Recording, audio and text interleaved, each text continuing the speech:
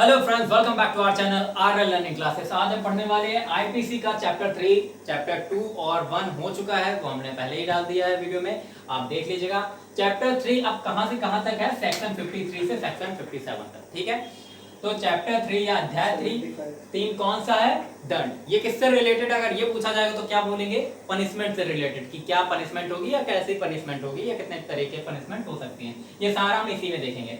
तो चलिए पहली धारा देखते हैं चैप्टर 3 की। क्या है? सेक्शन 53 में बताया गया है दंड के प्रकार यानी टाइप्स ऑफ पनिशमेंट, कितनी तरीके से आपको पनिश किया जा सकता है, ठीक है। तो आपको कौन कौन से दंड दिए जा सकते हैं? पहला तो मृत्यु दंड, फांसी दी जाती है मृत्यु दंड में। अलग अलग जगह मृत्यु दंड पे अलग अलग तरीके से दिया जाता है। कहीं पे जो है क्या कहते हैं, पब्लिक प्लेस में गोली मरवा दी जाती है, कहीं पे जो है गला काट दिया जाता है, कहीं कुछ। हर जगह के अलग कानून है, आपको पता ही होगा, बहुत जगह के खौफनाक कानून भी है, पर अपने यहाँ इतनी ब्रूटल मौत नहीं दी जाती है, चुपचाप जो है फांसी पे लटकाया जाता है, बहुत ही अच्छी मौत है, ठीक है। तो ये मृत्यु दंड हुआ। उसके बाद जो है सेकंड टाइप का क्या होता है? आजीवन कारावास, जो कि 20 वर्ष तक का हो सकता है, ठीक है।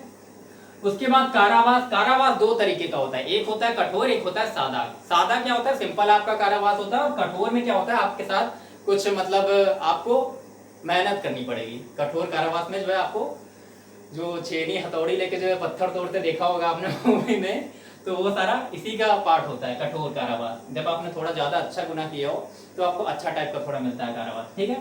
चौथे नंबर पे आपका आता है संपत्ति जब्त, मतलब आपने जो भी गुनाह किया उसके बिहाफ पे आपकी सारी संपत्ति जब्त कर ली जाती है, ठीक है। और पांचवा नंबर जुर्माना, केवल जुर्माना जब लगाया जाता है। ये तो आए दिन हम लोग भरते रहते हैं ट्रैफिक पुलिस के पास, ठीक है, छोटे छोटे रूल्स तोड़ के। तो पांचवा आता है जुर्माना। अब उसके बाद देखते हैं धारा कौन सी है? 54, सेक्शन 54 आपका कौन सा है? दंडादेश का लघुकरण, मतलब आपका जो भी दंड है उसे कम किया जा सकता है। करने वाला कौन होगा? गवर्नमेंट, ठीक है। आपके दंडादेश को कम किया जा सकता है, ठीक है। मतलब मृत्यु दंड होगी तो उसे आजीवन कारावास में बदल दिया जाएगा, लेकिन वो आजीवन कारावास 14 वर्ष से अधिक नहीं होना चाहिए, पहली चीज। उसके बाद धारा 55 में भी वही बताया गई कि समुचित सरकार जो है आजीवन कारावास भी माफ कर सकती है। यहाँ पे मृत्यु दंड को माफ किया गया था और यहाँ पे आजीवन कारावास अगर होगा तो उसे माफ कर सकती है, पर वो भी 14 वर्ष से अधिक नहीं होना चाहिए, ठीक है। तो अब आपकी आती है धारा 57, ठीक है। सेक्शन 57 में आपका बताया गया दंड अवधि किसके लिए? प्रयास के लिए। आपने कोई क्राइम किया या फिर क्राइम कमिट करने जा रहे थे, आपने प्रयास किया पर कर नहीं पाए, ठीक है, या फिर सोचा, तो इसके लिए हिंदी में एक कहावत है, सिर मुंडाते ही ओले पड़ना, ठीक है। मतलब आपने सिर मुंडाया और ओले गिर गए, और आप गए ही थे बैंक के अंदर और जो सोचा था क्राइम करने का और पकड़ लिए गए, ठीक है। तो ये प्रयास में आता है। इस केस में आपको दंड क्या मिलेगा? इस केस में दंड आपको वही मिलेगा जिसमें, मान लीजिए आपने क्राइम कमिट कर दिया और आपको 10 साल के उस समय दंड मिलना था, तो उसका जितना आधा दंड होगा यानी 5 साल, वो 5 साल आपको दंड के रूप में मिलेंगे, ठीक है। आपको 20 साल की जेल होगी तो वो उसकी आधी होगी, ठीक है। अब ये मत सोचिएगा कि अगर मृत्यु दंड मिलता तो उसका आधा क्या होगा, कि आधा फांसी पे लटका के छोड़ देंगे, ऐसा नहीं है, ठीक है। अब उसके बाद सेक्शन 65 पे, सेक्शन 65 में जहां जुर्माना और कारावास दोनों है, ठीक है। फॉर एग्जाम्पल आपको कोई दंड मिला और उसमें आपको थोड़ा सा जुर्माना है और थोड़ा सा कारावास है, ठीक है।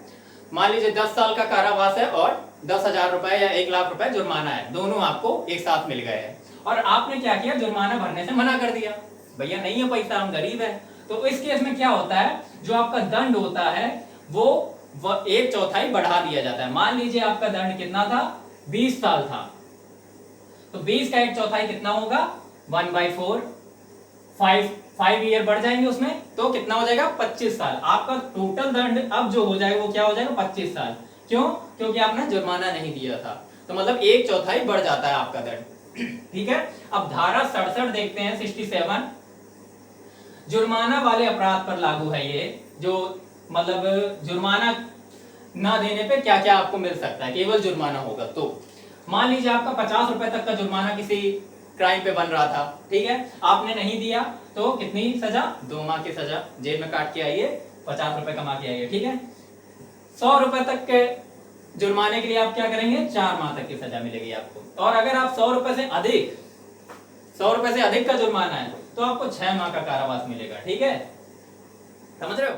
तो अब हम लोग आगे के सेक्शन देखेंगे, सेक्शन 70 ठीक है। 70 में देखिए, 70 में क्या है आपका, जुर्माना दंड के दौरान या 6 वर्ष के अंदर वसूला जाएगा, मृत्यु पर भी माफ, क्रॉस का मतलब नहीं है।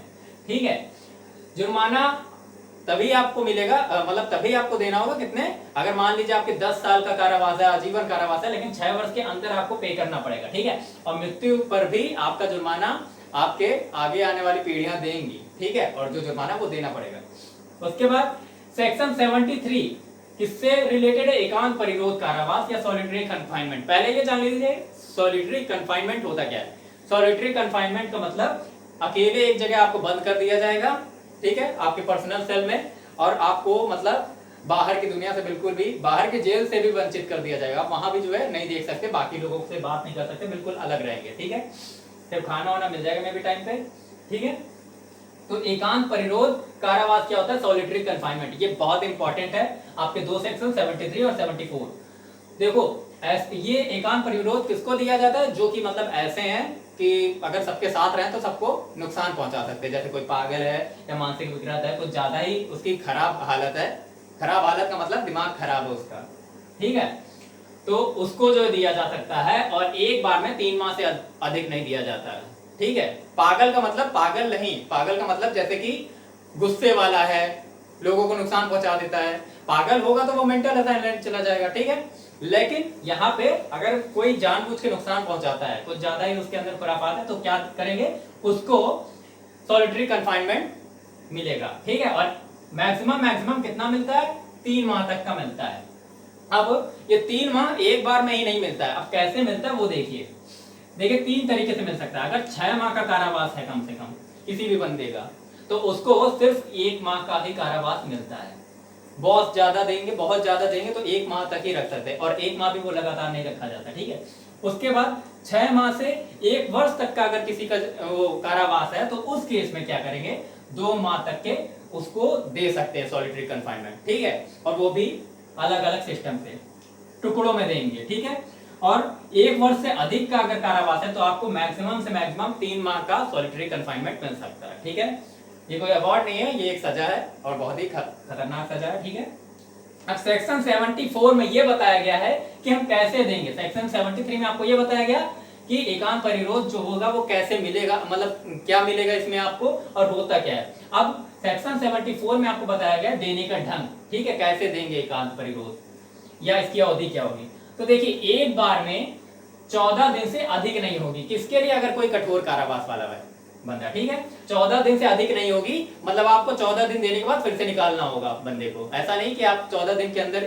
मतलब 14 दिन से ज्यादा रख लें, और 14 दिन के बाद जब आप उसको बाहर निकालेंगे, तो ऐसा नहीं कि 2 दिन का गैप दिया बाहर और फिर से जो है आपने उनको सॉलिटरी कन्फाइनमेंट दे दिया, तब कम से कम आपको 14 दिन का फिर से गैप देना पड़ेगा। ठीक है, और 1 माह में 7 दिन से अधिक नहीं हो सकता है। तो ये किसके लिए है, ये नॉर्मल वाले के लिए। किसी का सादा कारावास है या कुछ नॉर्मल है, ज्यादा बड़ा जुर्म नहीं है, तो उस केस में उसको क्या होगा, 1 माह में 7 दिन से अधिक का सॉलिटरी कन्फाइनमेंट नहीं मिलता है।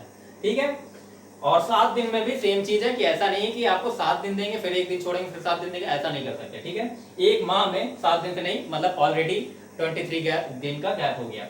अब सेक्शन 75 देखते हैं, दोबारा अपराध, अगर कोई अपराध आप दोबारा करते हैं, मतलब जो लोग आदत से मजबूर होते हैं उनके लिए ये सेक्शन है। और इसमें भी किस अपराध के बारे में बात हो रही है, जो चैप्टर 12 और चैप्टर 17 में है।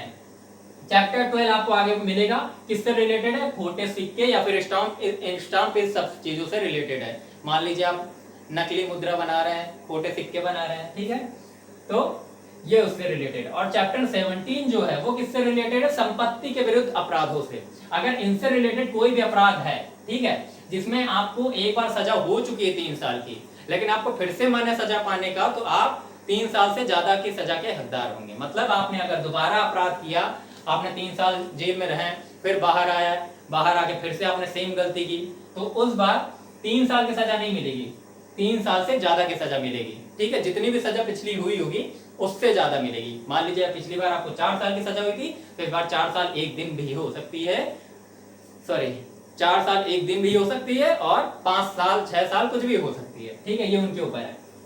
तो ये हमारा था चैप्टर 3 सेक्शन 53 से सेक्शन 75 तक। तो चैप्टर 3 में जो जो इंपॉर्टेंट सेक्शन है वो मैंने बता दिए हैं। आगे हम लोग चैप्टर 4 पढ़ेंगे नेक्स्ट वीडियो में शायद, तो उसके लिए बने रहिए हमारे साथ और इसको अच्छे से पढ़ लीजिएगा। मिलते हैं नेक्स्ट वीडियो में। Thanks for watching.